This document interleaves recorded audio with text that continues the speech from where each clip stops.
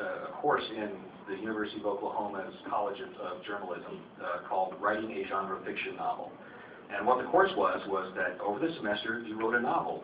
And it was a pass-fail course kind of thing. If you did not finish your novel that semester, you did not pass.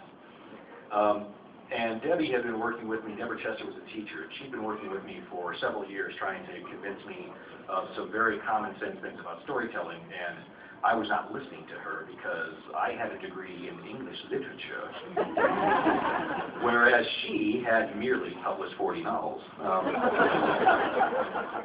So one semester I decided to prove her wrong. I decided I was going to prove her wrong by being her good little, I was going to be maliciously cooperative with her. I was going to be her good little writing zombie. I was going to fill out all her little worksheets and build all these little, these little structures and do these character sheets and outlines. And then she would see what awful cookie-cutter pablum crap came out of that kind of process. And I wrote Stormfront. Which showed her, clearly. I'm one of these guys who has been fortunate enough for his stupid mistakes to have worked out well. Stupidity has been my ally so far, so I try not to feel too smart because it might jeopardize my success. Right here, Strike Shirt. Hi. So I love Dresden File series. Getting into Codex Alera is great. My question is, who do you draw inspiration from? What new authors out there are you reading? Who do I draw inspiration from, and what new authors are out there that I'm reading? One of the most recent guys that came out is Harry Connolly. Harry Connolly, his first book is called Child of Fire, and it's a really excellent book. His world that he gets set up is just so dark and nasty. I love it. There's a new author that isn't published yet that I got to read a manuscript for because they were hoping for a quote, and I gave them the best quote I've ever given anybody. His name is Benedict Jacka. The book is called Faded, and it's marvelous. I love it. And not only because he mentions Harry Dresden indirectly on like the first page. Not purely because of that, but it's also extremely well done and a very clever book.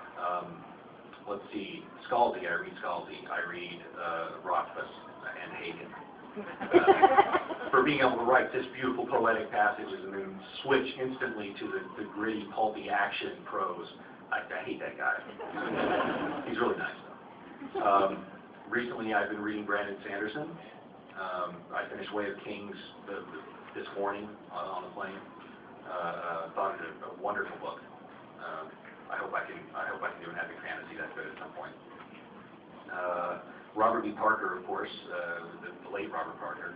The Spencer series I love. Pretty much everything he's written, I've read it and loved it. There's always people that I forget to mention that are on there whenever anybody asks this question. Guys like E.E. Knight. I love his Vampire Earth series because that is a story that should not work. Space vampires. It should not work.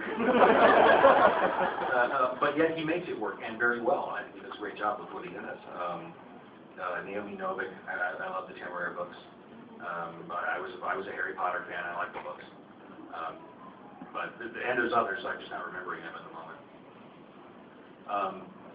Blue Shirt with the hat.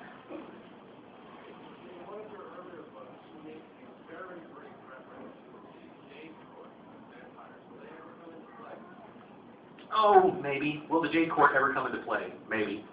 Probably not until the big old apocalyptic trilogy finale. Being as they are isolationists, and by definition they don't get involved in stuff. So if anything like that was to happen, Dresden would have to go get involved with them, and it's hard enough to research Chicago or go research China. I don't know. That seems to go against my basic laziness principles. So, in the shirts with Lee's.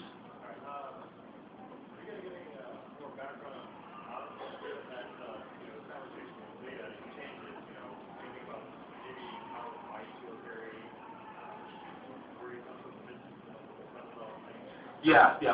Are we going to get more on Mouse, his origins, and where he came from? Yeah, we are. As Dresden works it out eventually, but it's going to take a while. Also note that Dresden did not necessarily rescue all the puppies that got stolen.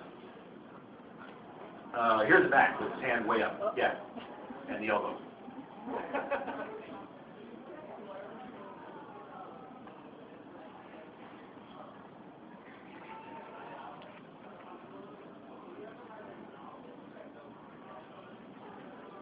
There were several mentions of various species that in Codex Alera that were apparently wiped out. And am I going to go into any novels that expand on that? I don't have any plans for it right now. Basically, the basic story is the Romans showed up, and there were all these other races that were on this world. Alera is kind of I always thought of it as the end of the dump chute for the Bermuda Triangle of the galaxy. And the Romans basically had a very rigid kill or be killed mindset, and they was really good at killing, and even more so after they got Furies. So I mean, there were a lot of people that got crushed by the Romans, and that was where their story came from. But if I do go back to Alera, it will probably be a couple of generations down the line where you can see the effects that have happened because of what everybody's been doing, in the original series. It'll be a much steampunkier place when we go back. So, but I don't know when we'll do that. Here's the white shirt.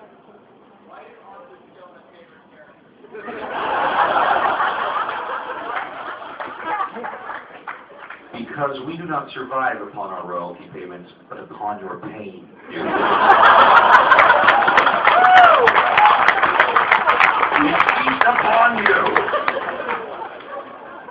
I don't know if anybody went to Woodstock at Comic-Con this year. There was a whole skit that was about exactly that. That Amy Smart wrote was performed by Will Wheaton and Felicia Day. It was hilarious.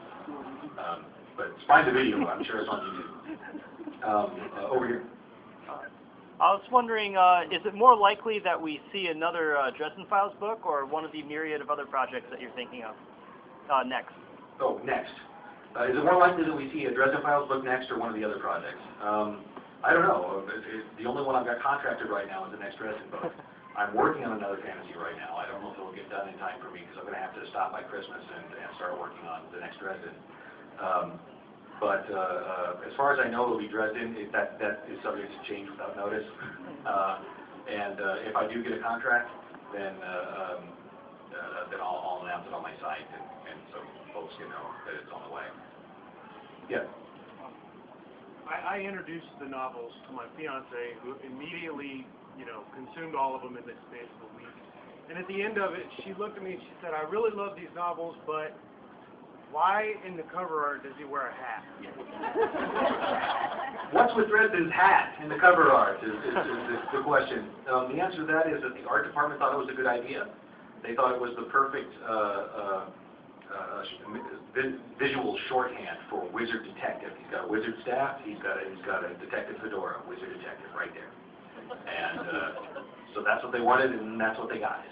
And they said, "Jim, you approve of this, right?" Yes, it's gorgeous. It's the best cover ever. Good. I'm glad you said that. Right here, black shirt and glasses.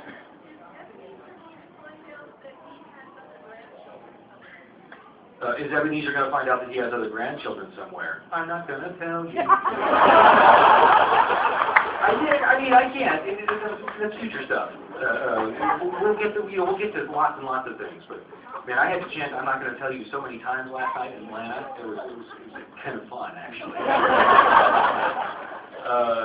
Let's see. Way back here with the baby. Are there any plans for a Dresden video game in the future? There are always plans, but in the media business, you can never be sure about anything until the check clears. So there's talks going on right now. We'll have to see what happens. But I'd like it. I think they should do an MMORPG. That would be awesome. Yeah. Because I think I could probably get membership for free.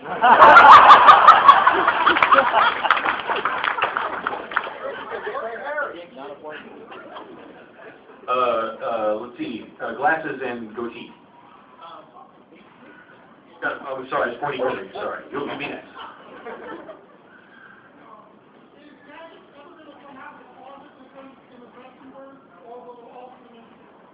I'm not going to tell you.